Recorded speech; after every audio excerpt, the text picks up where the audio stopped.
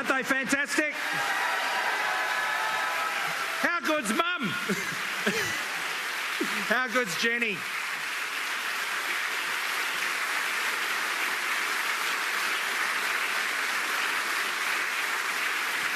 Well, thank you, friends. Thank you, colleagues. They're the women in my life. I couldn't love them more if I tried, and they couldn't love me more if they tried. Happy Mother's Day, Mum. Happy Mother's Day, Jen, to all of our mothers. Happy Mother's Day wherever you are today. Today is a day when our hearts are especially focused on family and, of course, our mums. For some, it is a very sweet memory. For some, today, it is a painful void for what has been lost or was sadly never there for you. For the fortunate, it is the warmth of the mum's embrace that simply says, everything will be all right, I love you.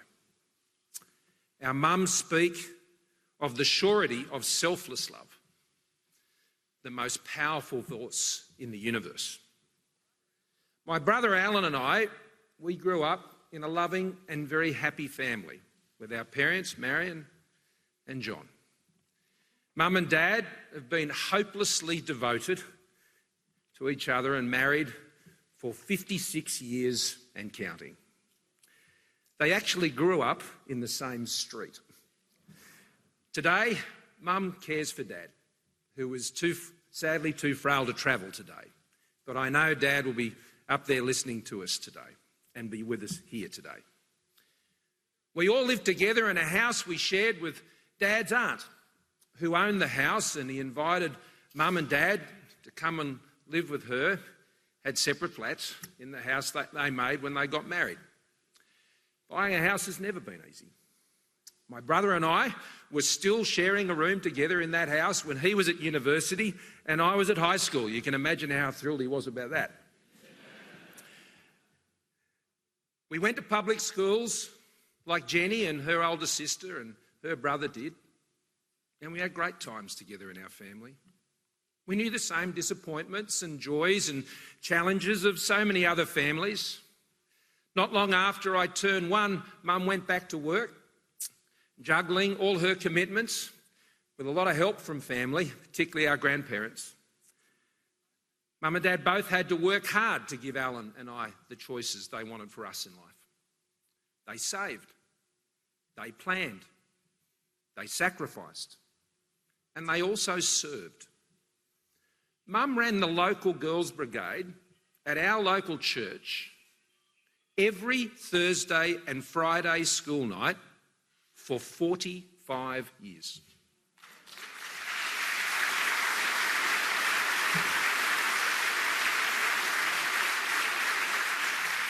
By the way, Dad did the same thing at Boys' Brigade, the same Thursday and Friday night for 45 years. Mum is a woman of great and practical faith, quietly and patiently loving us, always.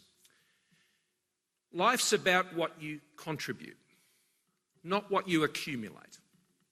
That's what Mum and Dad have taught me. It's about serving others, because in life, it's people that matter. My family story is not uncommon in our country. Australians quietly going about their lives with simple, decent, honest aspirations. Get an education, get a job, start a business, take responsibility for yourself, support others, work hard, deal with whatever challenges come your way. Meet someone amazing. I did. There she is, Jenny. Create a life and a family together. Work even harder to support them and give them the choices and hopefully an even better life than the one that you have. Save for your retirement and your future, and strive wherever possible to be making a contribution rather than taking one, leaving a legacy. Josh, Bianca and their infant daughter Ruby are quietly living these aspirations up in the mid-north coast of New South Wales. I met them earlier this week. They have just bought their first home in Wauchope. Christopher has just started work up in Gladstone at Purcell's Engineering, where his father has been an employee for many years. And Gav is just completing his apprenticeship there as a fitter and turner. All working in a family business that Terry and his wife Kim started 35 years ago, now employing 70 people. I met Marianne. She's a local mum and actually a party member here at Whitehurst in Melbourne. And she went back to work by starting a wedding events business and is now employing other mums doing exactly the same thing, coming back into the workforce. It's a very flexible workforce, that one. Rosalie, I haven't met, but she's a 69-year-old retired school teacher who lives on her own in a retirement village in Perth. She saved for retirement. She doesn't qualify for the pension. She's a self-funded retiree. She has an income of $30,000 a year, which includes franking credits of $1,800. She doesn't see it as a gift. It's what she's worked hard for and saved hard so she can live on it. You know, often life can throw things at you that can challenge these aspirations. Donna is the mum of 13-year-old Luke Emery. Happy Mother's Day to Donna today. They live in northern Tasmania together as a family. Luke has cystic fibrosis. He was diagnosed, as most sufferers are, at 6 months old.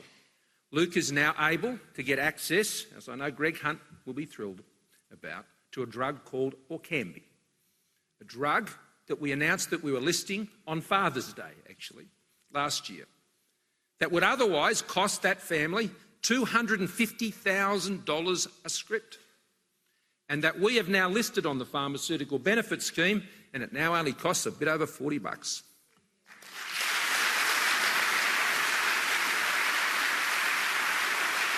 When I saw Luke the other week, it was just after his birthday down in Tassie, and he told me he could now run with his mates and not get breathless. How good's that? The drug will add at least 20 years to his life, and you should see the smile on Donna's face. Only a mum can smile that big. I met Abigail in Perth with Ken Wyatt and Linda Reynolds. She was there with me also. At the Esther Foundation, an amazing organisation that we support as a government. And she told me her story. At Esther, you will find stories, terrible stories. Substance abuse, sexual abuse, terrible violence, and attempted suicide by our youngest people. At Esther, they are reclaiming their future and their lives by learning that no one can take away the most important thing, their unique and precious value as a human being and as a woman. And then there's Jacqueline, and I want to thank Michael for his introduction today, telling this story. Jacqueline, who together with her husband Robert built up their cattle breeding station out there at Gypsy Plains in North Queensland, doing it all their lives. 35 years together, a generation's work. In just 48 hours, their herd was washed away or died from pneumonia from the chilling wind on these slight little hillocks. And as I stood with Jacqueline over the rotting stench of those carcasses, we just hugged. I would not leave there without her knowing that we and I would stand with them and all those impacted to rebuild, and we are, and they know it.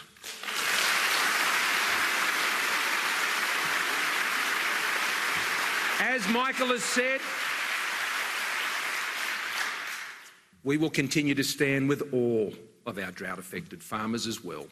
All the graziers impacted by the drought, like the Tullies out at Quilpie, and Bridge was there too, who I met, and David. On that first Monday, I was on the job as PM. and all the drought-affected towns and communities that are out there. And they will get that future drought fund from us, Michael. They will get it, because on next Saturday you get the opportunity to vote for it.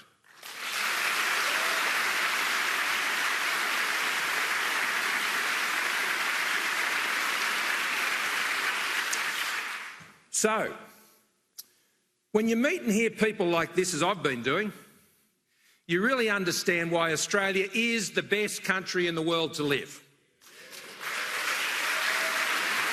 But I got a tip for you. I believe it's even more than that. I believe that Australia is a promise to everyone who has the great privilege to call themselves an Australian. And you know what that promise is? We know it. It's the promise that allows Australians quietly going about their lives to realise their simple, honest and decent aspirations. Quiet, hard-working Australians. An Australia where if you have a go, you get a go. Where you're rewarded and respected for your efforts and contribution. An Australia where you are accepted and acknowledged, regardless of your age, your ethnicity, your religion, your gender, your sexuality, your level of ability, or your wealth or your income. An Australia where you can live in an economy that enables you and your family to enjoy the best living standards and be able to plan for your future with confidence. A country where you can live in an environment that is clean and healthy and the envy of the world. A country where if you or your family, God forbid, get sick, you'll get access to world-class and affordable health care. A country where your children get the best possible start in life, a great education, and can grow up safe. A country where older Australians are respected, where their savings are secure, and they get the help they need and the recognition they deserve. A country that honours the service and sacrifice of all those who have gifted us our freedoms. And to any veterans here today, any serving men and women here today, thank you for your service.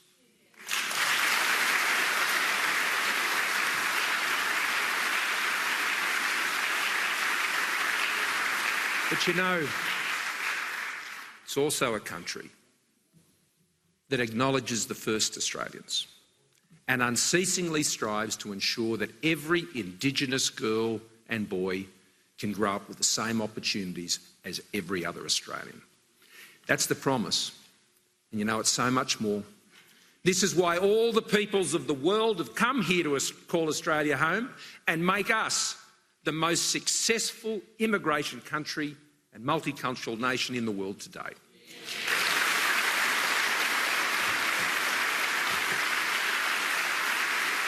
That's the promise of Australia, friends. To all the Australians listening, that's the promise of Australia. A hard-won promise provided by the generations that went before us and must be improved by us in this current generation to pass on to those generations that will follow. And you know, there is no one to whom this promise of Australia is more entrusted to than the person you elect to be your Prime Minister. It is my vision for this country, as your Prime Minister, to keep the promise of Australia to all Australians.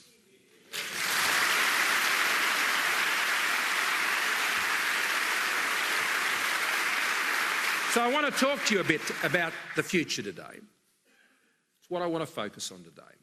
About how together with Michael and the Nationals, together with Josh and our whole team and the whole team that's with me here today, moving forward, that if you vote Liberal and Nationals next Saturday, which is what we're asking you to do, this is how we'll keep that promise. And you know, it all begins with keeping our economy strong. A stronger economy where people have the confidence to invest more, to employ more, to invent more, to work hard. Because people matter, as Mum said, a stronger economy matters. Because the economy is what people live in. It's real. You know, countries with weak economies do not have good hospital systems. They do not have a reliable pension. They do not have affordable medicines. They do not have Medicare. They do not have Headspace. They do not have a fully funded national disability insurance scheme. They are not increasing investments in their public schools and aged care.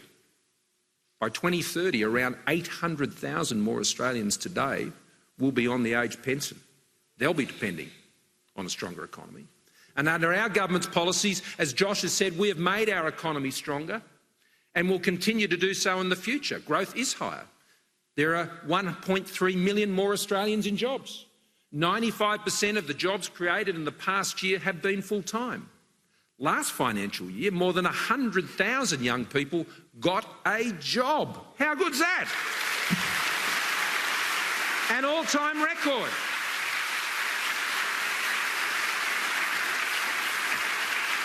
And as, in particular, the 7 women in my cabinet know, female participation is at record highs under a Liberal national government.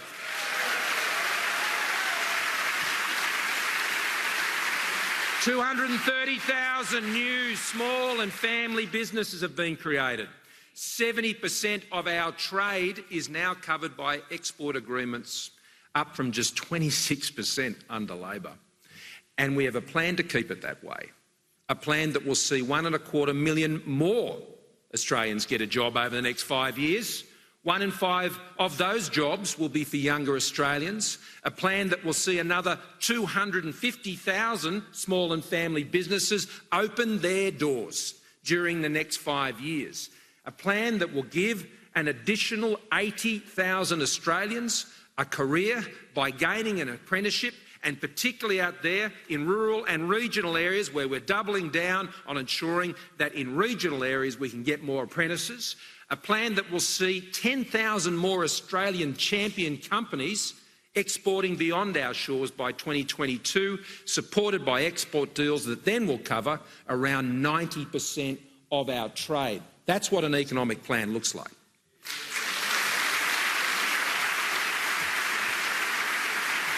To run a stronger economy, as Matthias Cormann knows because he's been doing it with us for the last 6 years, to run a stronger economy requires a government that knows how to manage money.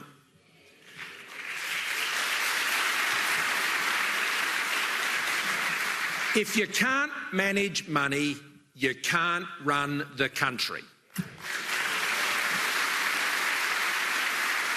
Have you ever noticed this? How those who can't manage money always end up spending more of it and never spend it well? What they say, those who can't manage money, is what the cost will be, if they're game enough to tell you. That's only just where it begins. The real cost comes after their big spending programs fall victim to their incompetent administration. We've seen it every time under Labor. School halls last time, pink bats, cash for clunkers, border protection failures, welfare blowouts and rorting. You know, Labor's appetite for big spending always exceeds their competency to spend it wisely or properly. You know, that's the bill you really cannot afford.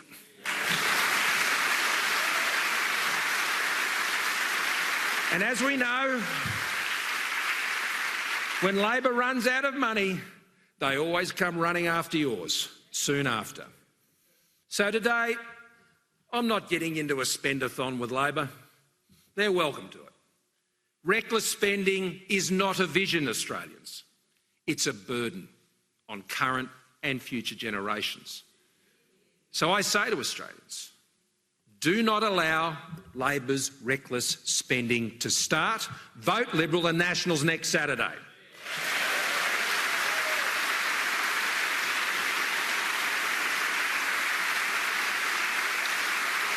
Our government has restored our nation's finances. We've turned that around. We've kept our AAA credit rating. We've handed down, well done Josh and the entire ARC team, the first budget surplus in more than a decade, back in the black. And by staying on this path, we will eliminate the debt within a decade without raising your taxes.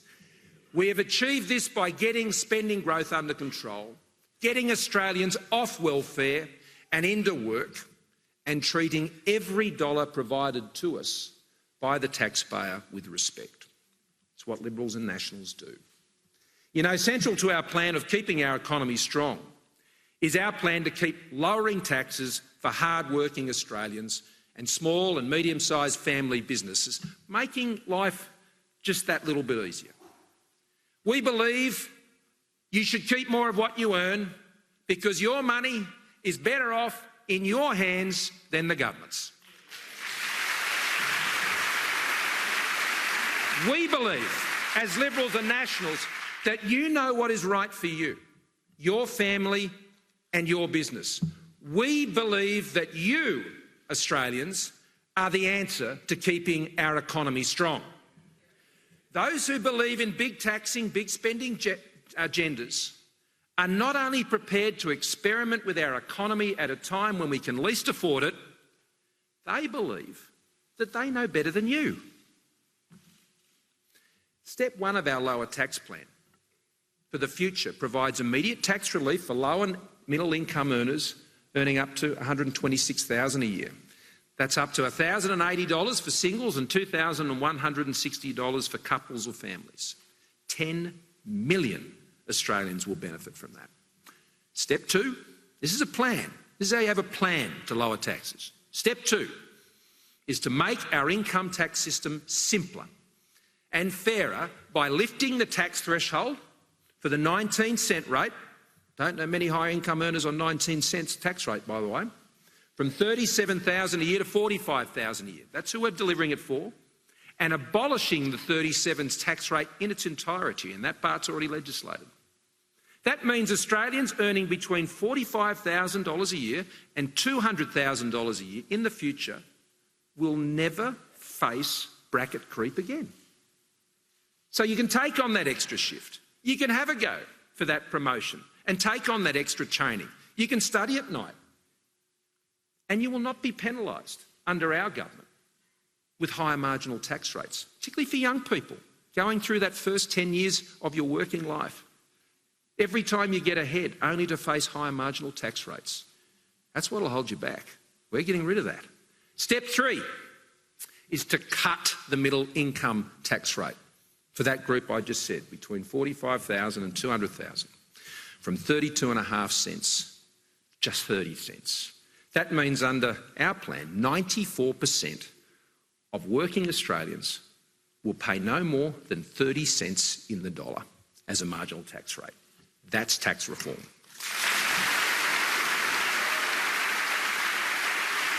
Achieved on a responsible timeline, fully funded, without reducing expenditure or increasing taxes on anyone else. Because in our party, you don't have to hold someone down to let someone else go ahead. We believe that all Australians can succeed in this country. We don't buy Labor's politics of envy. And because it's fairer, the those on the top tax rate, they'll still pay their fair share. In fact, under this plan, those on the top marginal tax rate will go from paying just less than a third of all tax in this country to slightly over, 36%. So it's fair too.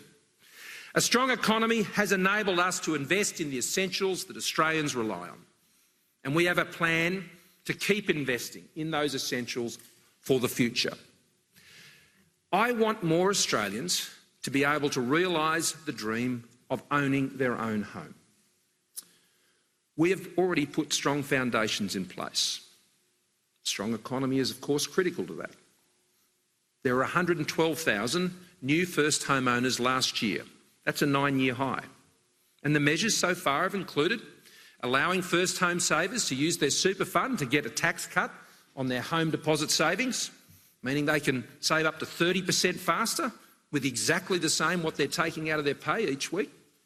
Restricting foreign ownership and new developments in real estate and real estate more generally. We established the National Housing Finance and Investment Corporation that is directly lending money at low rates to support affordable housing projects by community housing organisations.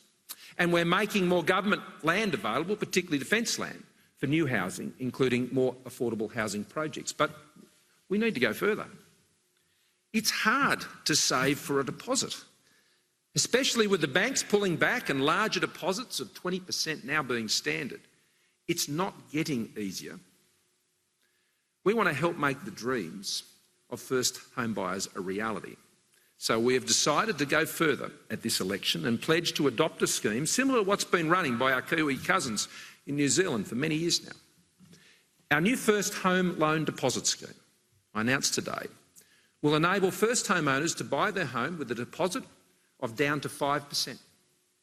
This will make a big difference, cutting the time taken to save for a deposit by at least half and more. This will work by the government's National Housing Finance and Investment Corporation that I established as Treasurer, supporting these first home borrowers. That will include guaranteeing to approved applicants the additional loan amount taken out by the first home buyer to cover the difference between the lower deposit of, say, 5% and the 20% of the value of that property. This scheme would give preference to working with the smaller banks and the non-bank lenders to boost competition. Of course, the lenders will be still the ones lending the money. They would still do all the normal checks on the borrowers to make sure that they can meet their repayments. This isn't free money. The scheme will be available to first home buyers with an income of up to $125,000 or a couple with $200,000 where they are both first home buyers. The support would stay in place for the life of the loan, and when they refinance in a few years' time, when the equity increases, which it would under a Liberal National government,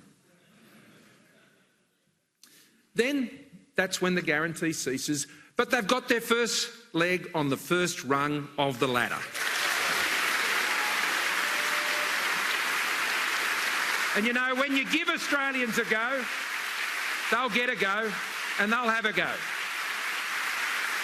The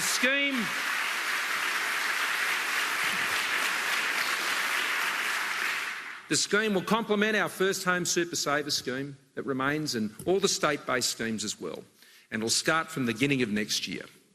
But I'll tell you what we won't do. What we won't do is undermine the value of the home you have saved so hard to buy. What we won't do is undervalue the home that you're paying your mortgage on, or you're out there trying to save for your first home and are renting, and we won't put up your rent by making the sweeping changes to negative gearing, abolishing it as we know it and increasing capital gains tax by 50% as Labor will. The last thing Australians, as Josh was saying, who own their own home, are paying a mortgage or renting need is for their home value to fall and their rent to increase. But that's what Bill Shorten has got planned with his housing tax, and he refused the other night to rule that out. And you know why? Because he knows what the impact will be, and he will not tell you what the price of Bill Shorten is. Our plan for future health services builds on our records of investment so far. And I commend Greg Hunt and Susan Lee and Peter Dutton for the work they've done to achieve this. A 60% increase in hospital funding since we came to government. A record in Medicare bulk billing rates of nearly 90%. Medicare has never been stronger or better funded than under this Liberal National government.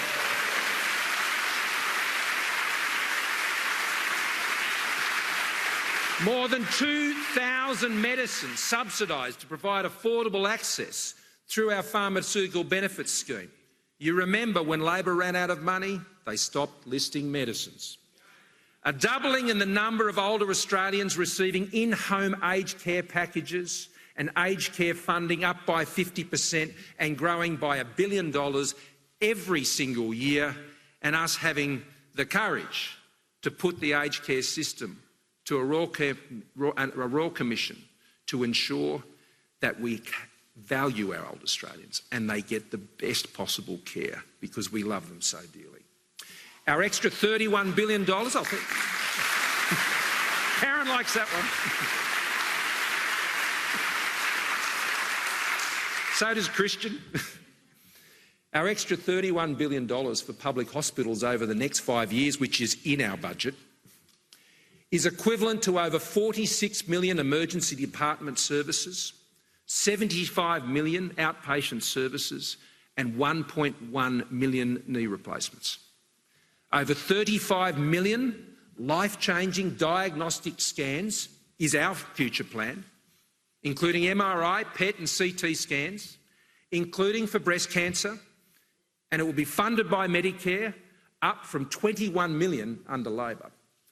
3,000 additional doctors and 3,000 additional nurses and allied health professionals are being placed in rural general practice over the next decade through our $550 million Stronger Rural Health Strategy.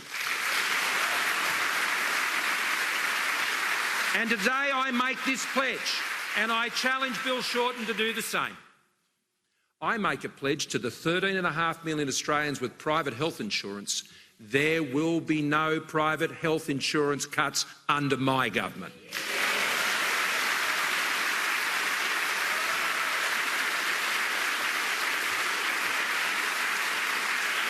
I will not punish Australians for taking responsibility for themselves and their families.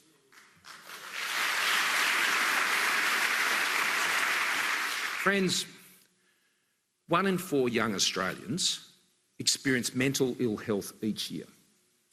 Suicide is the leading cause of death of our young people.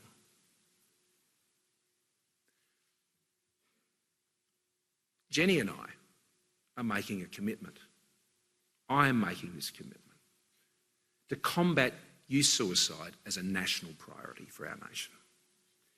It's a curse on our nation, and it's a curse we must break together. 428 young lives lost last year. And with every life lost, and we've all been touched by this in some way, shape or form, countless more lives shattered or damaged in their wake. When Josh got up and announced the budget, he knows there was no more measure that I was more passionate about than what has now become the $500 million for youth mental health and suicide prevention, with 30 new Headspace centres, Headspace that was established by the Liberal National Government. More counselling, particularly after disasters. We're reaching out, particularly into rural and regional Australia at the moment where we know they're hurting badly. Better treatment for early psychosis, building up the mental health of our young people so they grow up healthy. More support, particularly for Indigenous youth out there where we know they're taking their own lives. And reducing the waiting list for these services. I want young Australians to be full of hope and living their life positively for the future. I'm on a mission on this. And as Jenny knows, when I get determined, I get very determined.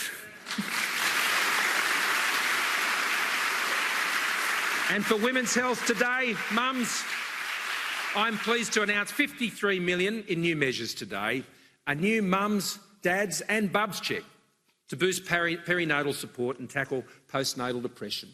This is a cause as close to my heart and our family as it has hit close to home. Too many parents have suffered in silence. We'll give patients with lymphedema access to specialised subsidised compression garments. We'll deliver extra funding for the Australian Breastfeeding Association to help support mothers and new research efforts to assist in the support of the health and women of babies. I know Katie Allen, our candidate here in Higgins, she loves this. And I need Katie Allen, Dr. Katie Allen, as my member for Higgins, to help me implement this plan. You care about the children, our children's health? Vote for Dr. Katie Allen and get her on my team next Saturday. Having fully funded the NDIS, and you heard our story with our dear brother Gary, having fully funded it and increased the number of Australians supported by the NDIS from 30,000 to 280,000, my pledge And my commitment is to increase the number of Australians supported by the NDIS over the next 5 years to more than 500,000 Australians. This will occur, of course, alongside the Royal Commission that we have established into the abuse of Australians with a disability. And you know, those, as I said before, who have served our country and defended our values will always be an abiding focus for a coalition government. Our plan for veterans announced in this campaign includes our investment in 6 veterans wellbeing hubs around the country, including up at the Oasis in Townsville, where I couldn't be more proud of our candidate Phil Thompson and the service that he's given to our country and the service he now wants to give to our country in the Parliament. Or down there at the old Repat Hospital site in Adelaide, which Nicole Flint has been such an advocate for there in Boothby, and I know our South Australians with Burmo here thrilled about that. This builds on an almost $500 million investment in veteran-centric reform that has already cut waiting times for permanent impairment on the support they receive by almost half. But I know, and we all know, and I want to assure you, and Darren Chester knows, that we know that that still is not good enough. And we have to double down on ensuring our vets just don't get the memorials to their service that we bow to every Anzac Day and Armistice Day, but they get the support each and every day as a living memorial because they fought for us and they deserved it.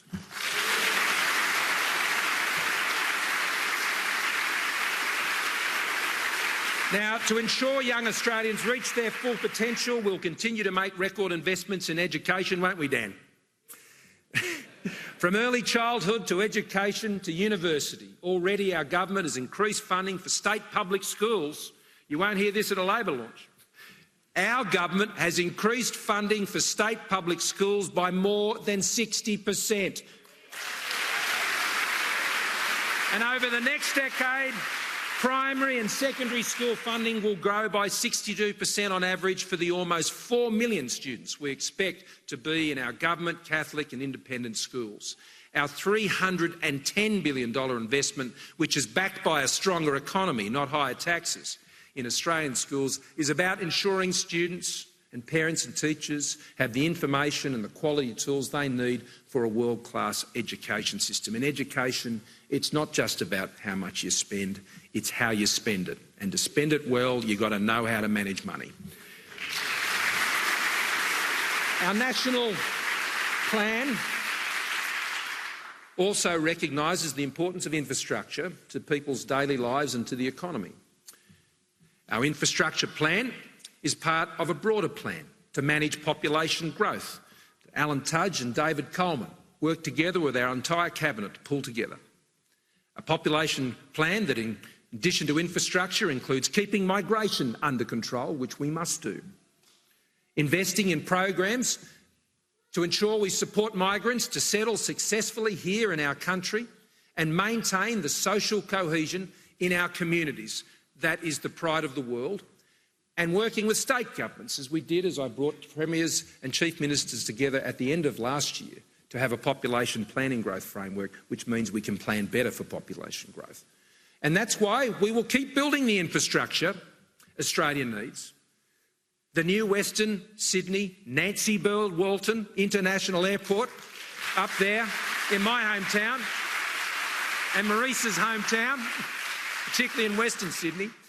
The Bruce Highway up there in Queensland, the Melbourne Airport rail link here in Melbourne, the Tonkin Highway, the North-South Corridor upgrade, the new Bridgewater Bridge, the Bunteen Highway in the Northern Territory, and Sarah, the fast rail between Geelong and Melbourne.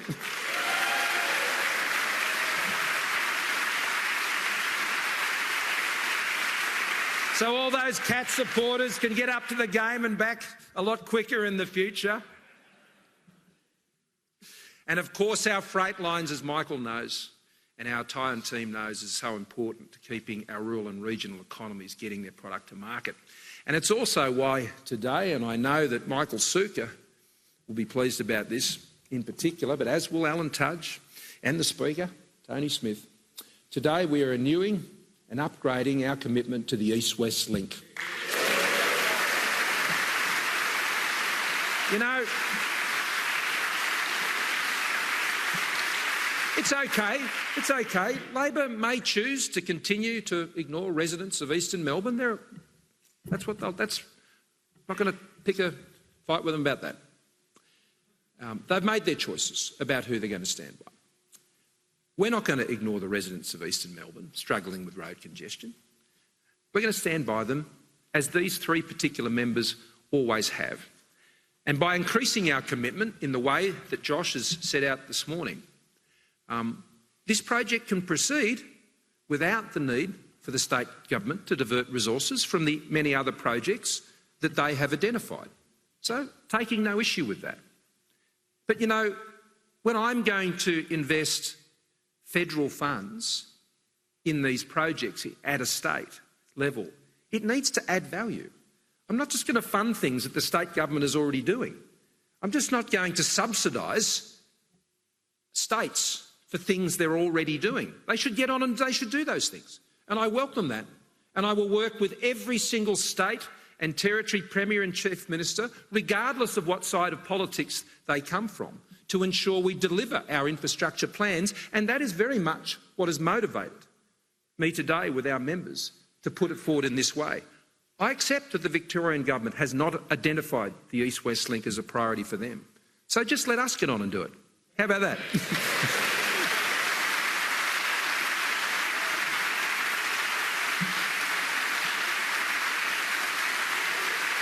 And of course, there's funding for targeted urban congestion projects like widening Racecourse Road up there at Pakenham. And there's commuter car parks in Hurstville and Gosford and in Penrith. There's bridge renewals up there in Brisbane. And there's the third crossing up there on the Hawkesbury in New South Wales. There's $100 billion of projects going forward. There's regional roads, there's airports. We're building on the $46 billion already invested by our government. And our $3.5 billion climate solutions package is taking real action on climate change. And I welcome Melissa, and together with Angus, we work together on this package, on the climate solutions package. Real action on climate change with practical emissions-reducing activities, especially working with farmers and Indigenous communities that will meet and beat our Kyoto 2020 targets by 367 million tonnes. And we will also meet our 2030 targets as well with this clear plan we have set out, reducing, and for those who say, is it enough? We will reduce our emissions per capita by half and our emissions intensity by 2/3. That's real action on climate change, that we are doing our bit, as we should, as a global citizen. But I'm not going to do it and put our kids' economic future at risk. And I'll tell you another thing. I'm not going to do it by telling you what car to drive. I wonder if he's looked up the price of it yet. I'm not going to do it by forcing our hard-working companies up there, whether they're in central and north Queensland or down in Tasmania or out there at Wodonga, where I was with Ron Finnemore's transport trucking company the other day, or over in the resources industry in Western Australia. I'm not going to tell those companies that they have to send billions of dollars offshore in those foreign carbon credits, money, billions that should be spent here on our jobs, on our wage increases for Australians, on our greater and stronger businesses. I'm not going to do it by sending money offshore to make someone else's economy stronger. Our investments in here, Australia, will be about making our economy stronger.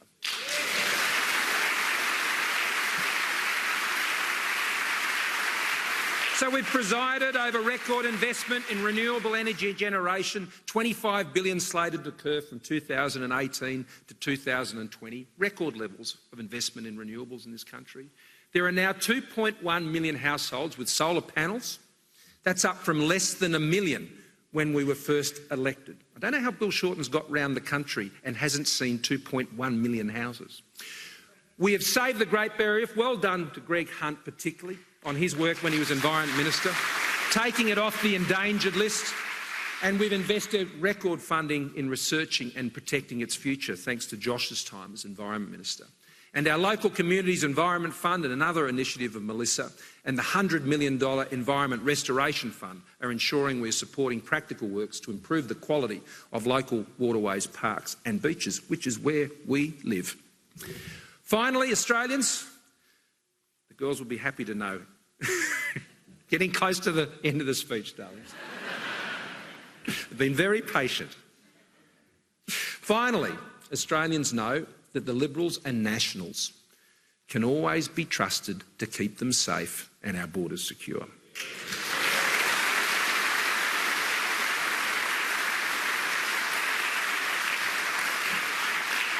I pay credit to Tony Abbott for that. I pay credit for Peter Dutton, who's here today and has been keeping that going. Done an outstanding job, Peter. Tell you what, I know who's going to be protecting the borders in my government next Sunday if we're elected. Bill Shorten still can't tell you.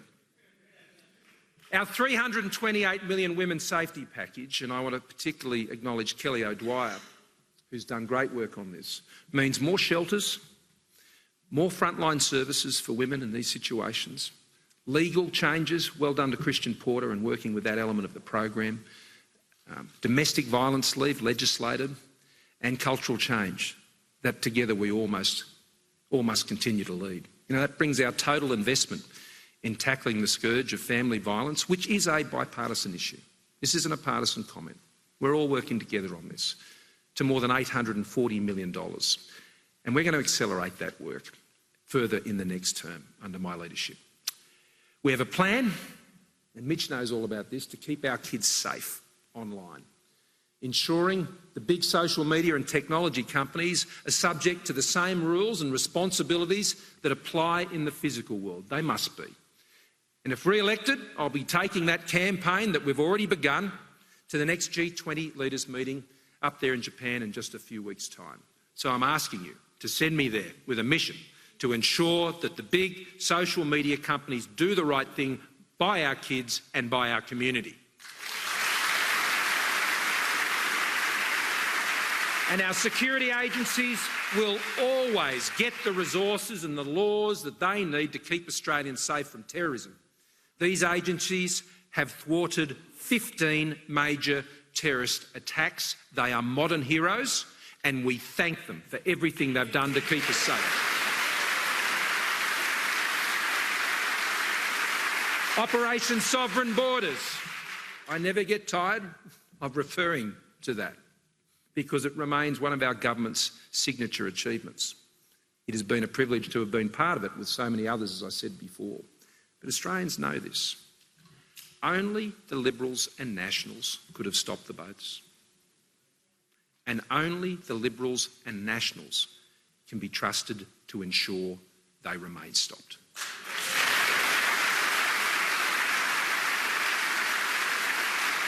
And our Defence Forces can also continue to rely on the Liberals and Nationals. We set our commitment to restore defence spending to 2% from the 1.56%, the pre-Second World War levels of the Labor Party left us, to get it back to 2% of GDP. We said we'd do that, and will be doing it 3 years earlier than we promised in 2020 and 2021.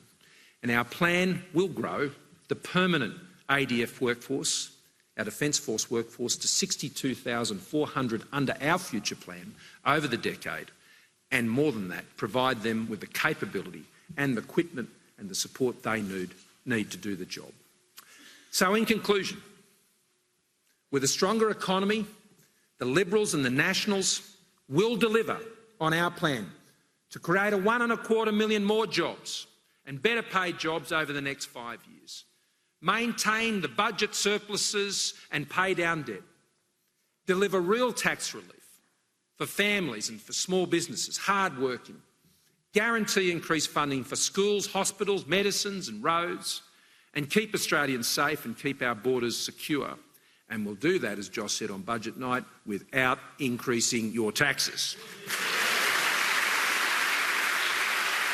So the election, friends, is about a choice. The choice of who you can trust to keep the promise of Australia to all Australians as Prime Minister, myself or Bill Shorten. The choice between a government that knows how to manage money, has returned the budget to surplus and will now pay down debt, or Bill Shorten and Labor, whose reckless spending and higher taxes will put all of that at risk at the worst possible time.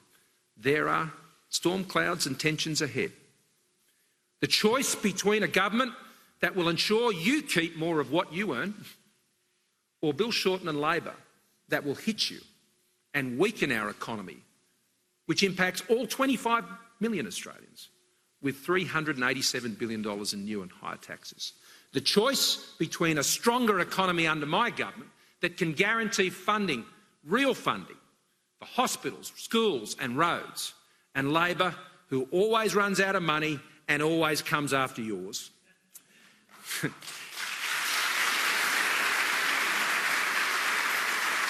And the choice between a Prime Minister and myself, who just wants to back, acknowledge and cheer on the decent and simple and honest aspirations of Australians, and Bill Shorten, who just wants to tax all of those aspirations more. So together, my whole team, with my whole team, we're asking Australians for your support next Saturday to vote Liberal and to vote Nationals. So together we can build our economy to secure your future, and so we can keep the promise of Australia to Australians in this generation and the next. Thank you very much. Thank you.